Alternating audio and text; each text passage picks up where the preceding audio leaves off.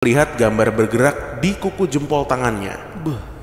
Dia cerita, rumah teman emak gue ini banyak orang kerdil. Kepalanya sebesar jempol, tapi badannya lebih kecil. Gak proporsional lah kayak manusia biasa. Orang-orang itu merayap di tembok dan masuk dari ventilasi rumah.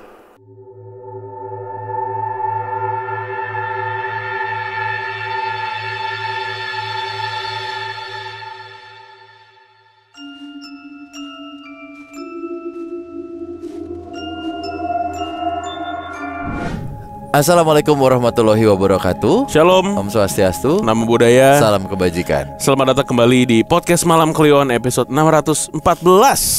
Yes, itu dia. Halo teman Kliwon semuanya, sehat semuanya, lancar rezekinya. 614 tuh kan kayak nomor-nomor angkot ya, yang dulu ada di Jakarta gitu. Nah gue pikiran gimana ya cara menentukan Nomor. ya.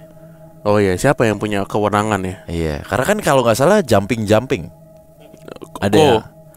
Dari 01 sampai Kok jumping? Jumping. Anjing banget.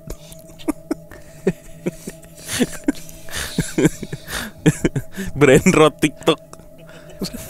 Tahu kan lu lagu itu? Iya. Jumping.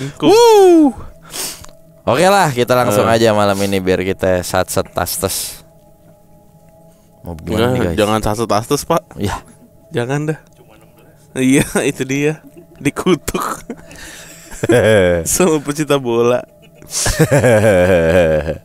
Oke, yang pertama. Set. Halo Mas Bimo dan Mas Danu, perkenalkan aku Kaina, ini nama samaran dan domisiliku di Depok. Jadi kalau Mas Bimo dan Mas Danu lagi ngebahas Depok di podcast, aku tahu beberapa daerahnya. Aku nih pendengar barunya PMK. Tepatnya sekitar bulan Juni 2024 lah, Juni sampai Juli. Dan di sana pas aku lagi liburan semester nih, aku nemuin PMK. Saat itu aku udah bosan banget dengerin musik, jadilah nyobain dengerin podcast dan ketagihan sampai sekarang. Meskipun aku dengerinnya gak urut. Biasanya aku dengerin kalau judulnya bikin aku tertarik. Tapi pertama kali banget aku dengerin PMK itu waktu SMP, soalnya di episode 14. Nah, episode 14 nih judulnya Kereta Hantu Stasiun Depok Baru. Mas Danu ngebahas SMP di Lenteng Agung. Dan kayaknya kita satu SMP deh Mas Danu. Junior jauh berarti nih. Jauh. Ya, sekolah dulu deh berarti Kaina. Oke, lanjut aja ke cerita. Jadi aku mau ceritain beberapa pengalaman aku yang hidup sama orang yang bisa lihat, yaitu kakakku. Sementara ibu aku cuma bisa ngerasain. Tapi dulu ibuku juga bisa ngeliat. Namun kelebihannya itu sudah ditutup sama kakek. Anyway, aku sudah izin sama kakakku buat ngirim cerita pengalaman dia dari POV aku. Jadi insya Allah aman. Di cerita pembuka aku mau nyeritain gimana kakekku tahu kalau ibuku tuh bisa lihat, dan gimana ibuku bisa tahu kalau kakak aku tuh bisa lihat. Kakek tahu ibu bisa lihat waktu ibu masih kecil. Kalau Mas Bimo dan Mas Danu tahu, rumah joglo zaman dulu kan beberapa ruangannya tuh gak dikasih plafon ya. Jadi kita bisa lihat rangka-rangka kayu di atap rumah buat nopang gentengnya. Pas ibu kecil, ibu lihat ada orang, aku lupa wujudnya, anak kecil atau orang tua, duduk di kayu penopang genteng itu dan bilang ke kakek, "Pak, itu kenapa ada orang duduk di atas?" Sambil nunjuk ke arah atas. Tapi aku lupa apa respon kakek yang waktu itu diceritain. Gak lama dari kejadian itu, ibu dibawa ke orang pintar dan katanya dibaca-bacain doa lah, yang berakhir kemampuan bisa lihatnya tuh hilang. Nah yang tersisa cuma bisa ngerasain aja. Kalau ibu sadar, nah ini dia nih, kalau ibu sadar kakak bisa lihat tuh juga pas kakak masih kecil. Jadi dulu sebelum aku tinggal di Depok, kami sekeluarga tinggal di salah satu asrama TNI di daerah Jagakarsa. Mas Bimo dan Mas Danu juga pasti tahu. Posisi rumah kami itu di bagian belakang asrama dan mepet sama perkampungan warga. Dari depan pintu rumah, kalau nengok ke kanan aja udah kelihatan perumahan warga. Dan di sana juga ada akses jalan buat ke perkampungan warga. Tapi setauku sekarang udah ditutup aksesnya buat ke sana. Di perkampungan warga itu ada anak seumuran kakakku. Kalau nggak salah namanya Dira. Nah ini juga aku samarkan ya. Dan Dira ini punya nenek, tapi itu udah meninggal neneknya. Suatu hari ibu dengar kakak aku ngobrol sama orang di depan rumah. Pas disamperin di depan rumah, nggak ada siapa-siapa kecuali kakak. Nanyalah ibu ke kakak, "Dek, kamu ngomong sama siapa?" Dan kakak menjawab, "Lah itu ngobrol sama mbahnya Dira," sambil nunjuk gitu tangannya. Padahal nggak ada siapa-siapa dan yang udah aku bilang kalau neneknya Dira itu udah meninggal. Cerita kedua itu waktu aku dan kakakku balik sekolah bareng. Kita berdua boncengan nih. Dan sebelum sampai rumah, kita mampirlah beli obat di apotik yang cuma 2 menit dari rumah kalau naik motor. Pas kita berdua lagi berdiri di depan etalase besar, aku ngelihat ada sesajen yang isinya bunga dan ada bakaran dupa di etalase kecil. Kayak etalase rokok di warung kelontong gitu, yang ada di atas etalase besar. Semoga kebayang. Oh iya. Setelah aku lihat sesajen itu, aku refleks ngomong ke kakak, "Kak, ada sesajen." Dan sambil nunjukin si sesajen itu ke kakak. Terus dia cuma iya-iya aja. Long story short, ternyata yang nunggu sesajen itu dalam beberapa hari ikut nih sama kakak. Aku gak tahu bentuknya gimana, soalnya gak nanya. Ibu nyuruh kakak untuk balikin, dan of course kakak nurutin. Akhirnya pas dia balik sekolah sendiri, kakak berhenti di dekat apotek itu dan nyuruh pulanglah si penunggu sesajen itu. "Kamu pulang sana, ini kan bukan dunia kamu." Begitulah kurang lebihnya. Akhirnya si penunggu itu balik ke apotek. Cerita ketiga nih, waktu aku, ibu, bapak, dan Pak D.W. Waluyo lah sebutannya, pergi ke rumah Pak D. D itu siapa ya enaknya? Dimas lah. Untuk menjenguk beliau karena lagi sakit. Kejadian ini tuh terjadi pas kita mau pulang. Posisi di mobil itu Pak D. Waluyo nyetir, aku di kursi penumpang depan, dan ibu sama bapak di kursi penumpang tengah. Pas kita berempat udah masuk mobil, tiba-tiba ibu nyium bau gak enak. Kayaknya tuh kayak bau tai kucing gitu. Waduh, referensi bau gak enaknya kok tai kucing ya. Sampai ibuku nanya ke semuanya yang ada di situ, "Ada yang injek tai kucing kah?" Pas kita semua ngecek sepatu kita masing-masing, nggak ada sama sekali yang injek tai apapun. Gitu ya, kan tai kucing. Kenapa jadi nambah variabelnya?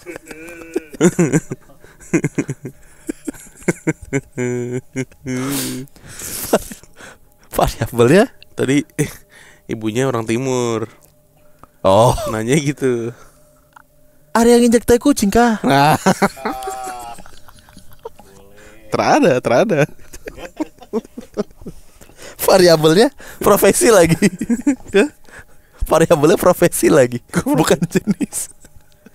Tai kondektur.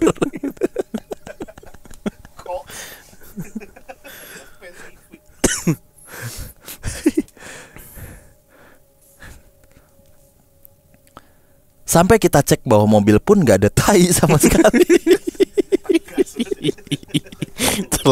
Telek. Pokoknya adalah 3 menitan ngecek itu bau dari mana. Berarti kan itu turun semua. Semua tuh ini. Tai mana sih tai? Kayak di luar kok. Taunya di dinding. Iya. Tai mana sih tai ini? Katanya di hidung. Biasa gitu kan, nempel di hidung. Aduh, lucu banget. Pas lagi debat tentang bau gak enak itu, ibu nyadar kalau anggur yang dia bawa dari rumah Pak D. Dimas ke mobil itu hilang tiba-tiba. Nah, kita semua bingung. karena nggak ada yang ngambil anggur yang dibawa sama ibu. Diceklah ke dalam rumah Pak De Dimas. Maksudnya kali aja ketinggalan gitu. Nggak ada.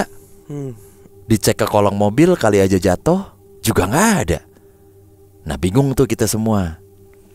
Sampai akhirnya Pak Dewaluyo bilang, udah, kita pulang aja sekarang.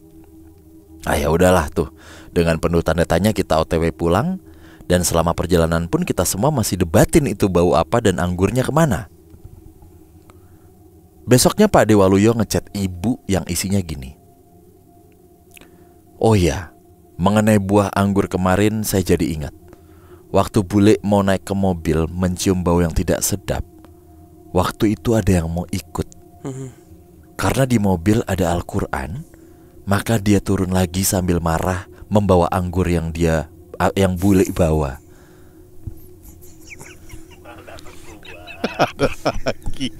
Hantu macam apa ini? Ada lagi aja ya. Ini beneran isi chatnya kayak gitu. Karena aku langsung copy dari chat Pak Dewaluyo. Nah Pak Dewaluyo ini bisa ngeliat juga setahu aku. Aku juga masih ada foto chat Pak Dewaluyo sama ibu yang aku foto sendiri di HP ibu. Kalau Mas Bimo dan Mas Danu mau lihat bisa DM Instagram aku.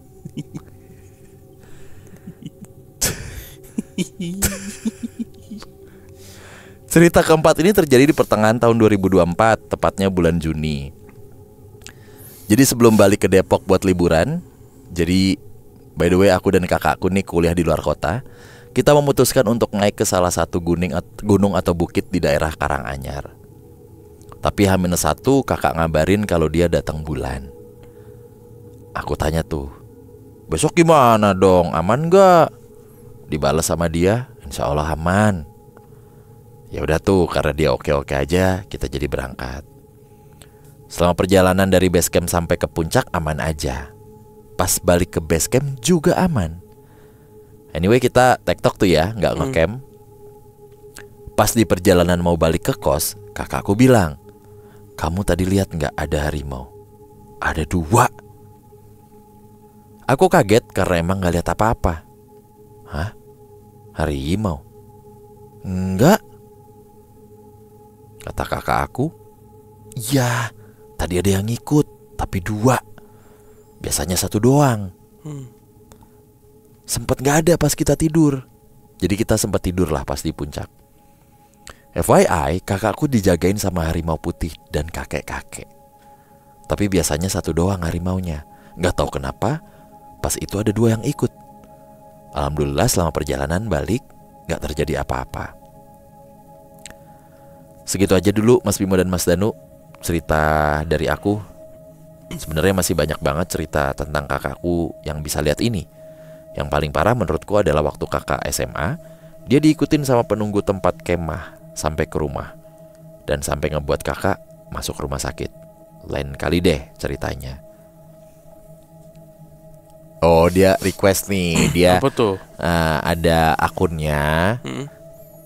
Dia mau ngasih lihat chatnya Pak Dewaluyo tadi tentang anggur itu. Nah itu juga menarik tuh. Boleh.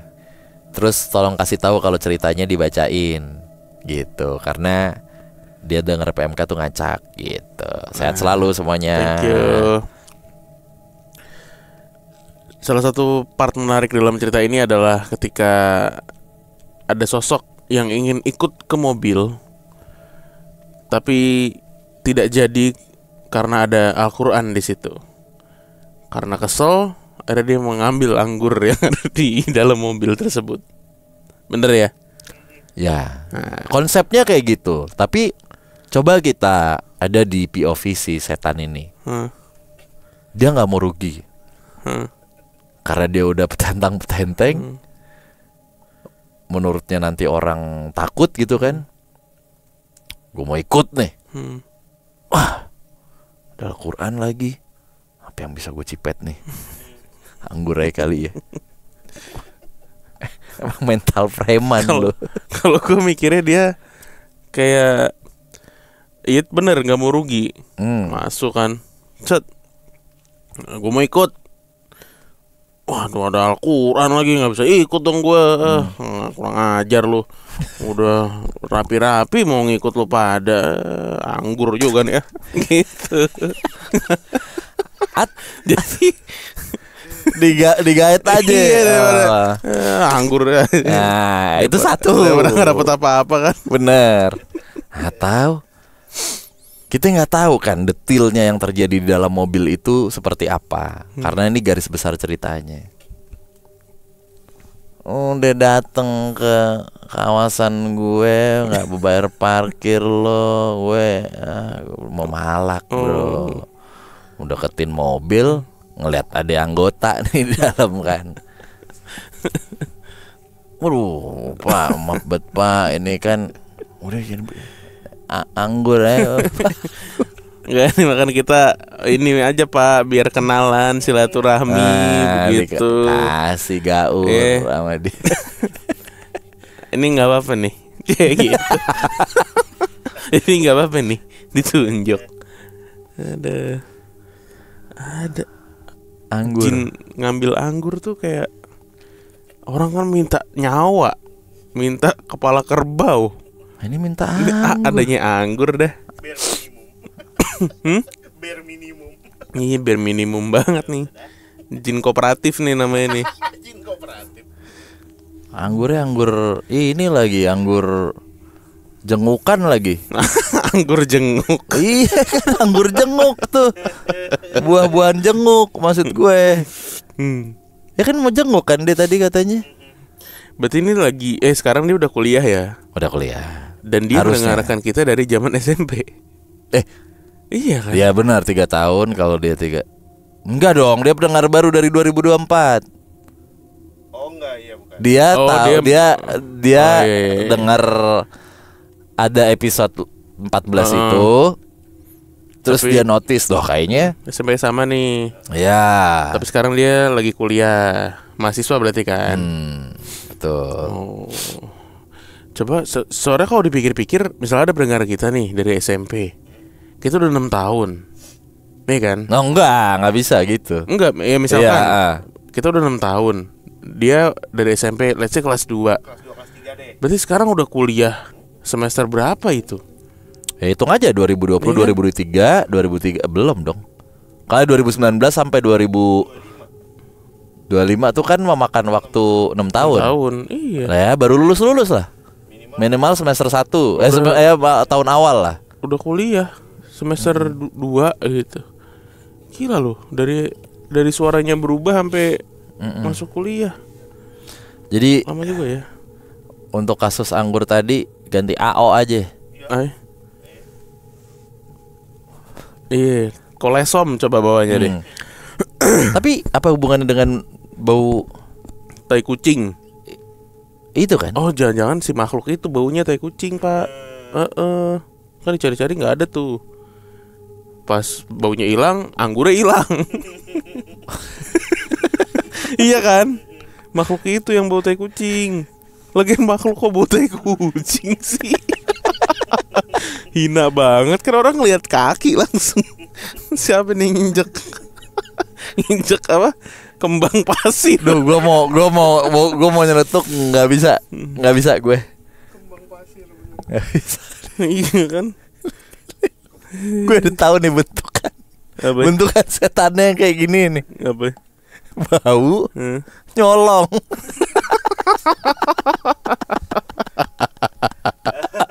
Kukunya hitam. Goblok.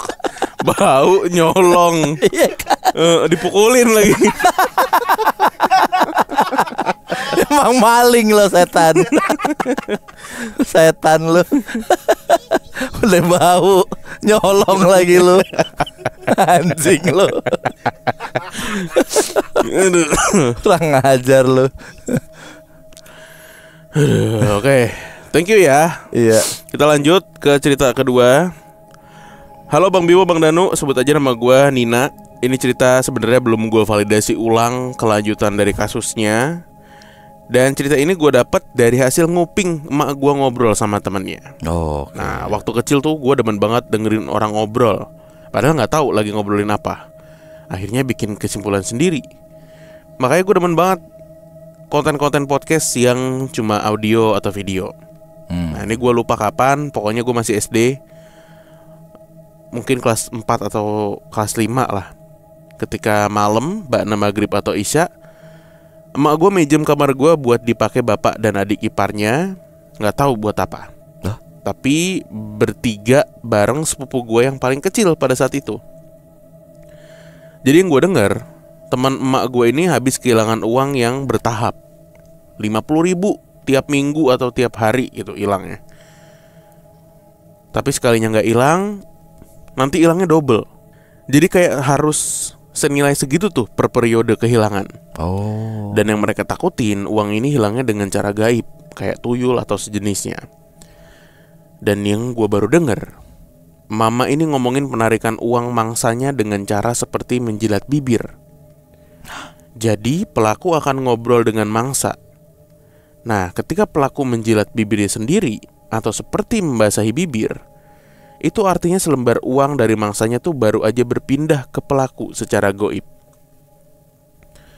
Dan pernah juga di rumah teman emak gue ini, anaknya sedang ngegambar di ruang tengah menuju dapur. Ditinggal sebentar, ketika dilihat ada bekas telapak kaki bayi di kertas gambarnya. Dan di sini baru gue sadar, ternyata orang yang di dalam kamar sebenarnya sedang melakukan penerawangan dari hilangnya sejumlah uang dari teman emak gue ini. Dan yang jadi mediator penerawang ini ya sepupu gue, dengan syarat anak itu bersih dari dosa, seperti dosa kayak bohong atau kenakalan-kenakalan anak kecil lainnya.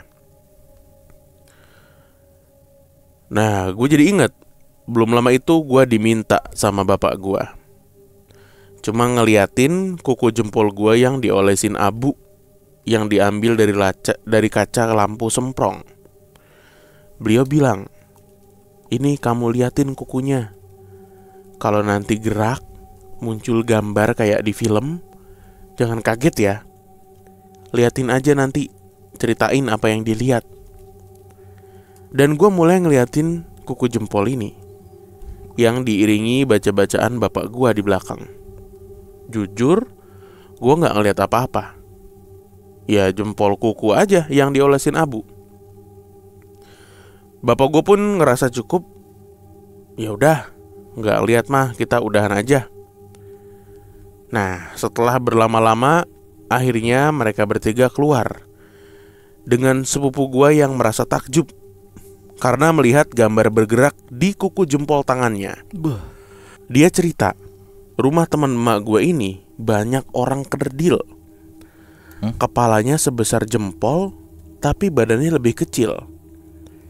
Gak proporsional lah kayak manusia biasa. Orang-orang itu merayap di tembok dan masuk dari ventilasi rumah. Ya kerjanya cuma satu, ngambil uang dari rumah targetnya. Dan ciri rumah pelaku, rumahnya tuh mirip seperti rumah nenek kami. Standar rumah orang kampung, tapi ada pohon bambu kuning di depannya. Setelah itu gue nggak tahu lagi terusannya, karena yang gue inget tuh cuma bagian-bagian serunya doang. Oh oke. Jadi yang di cerita ini ditekankan tuh ada metode penerawangan tuh lewat kuku. Oke, lain kali gue akan nanya-nanya deh sama bapak gue soal hal mistis atau pengalaman gaibnya. Soalnya bapak gue ini sebenarnya orang yang bisa, tapi kemampuannya nggak dia pakai buat apa ya, istilah dicap jadi orang pinter lah. Cuma dipakai buat diri sendiri dan keluarga. Kenapa gitu? Karena waktu gue kecil, emak gue dan gue juga cukup sering lihat bapak gue ngobrol sendiri tuh abis sholat, kayak ada orang di depannya. Atau sering juga malah kayak lagi bertelepati. Udah ya Om Bim, Bang Danu, moga PMK gak sering-sering ada narasumber, biar bisa ceritain cerita orang-orang yang udah masuk. Masuk. Sehat selalu kalian semua.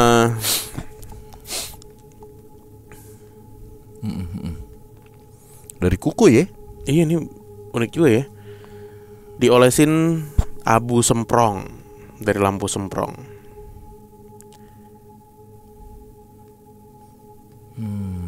Baru tahu ini gua. Iya. Biasanya kan lewat baskom. Atau mediumnya tuh apa ya? Gelas juga enggak ya? Kelapa. Kelapa atau telur. Tapi itu buat pindahin biasanya ya. Pindahin sesuatu. Dari kuku ya? Dari kuku cuy. Ntar dikasih lihat tuh gambarannya.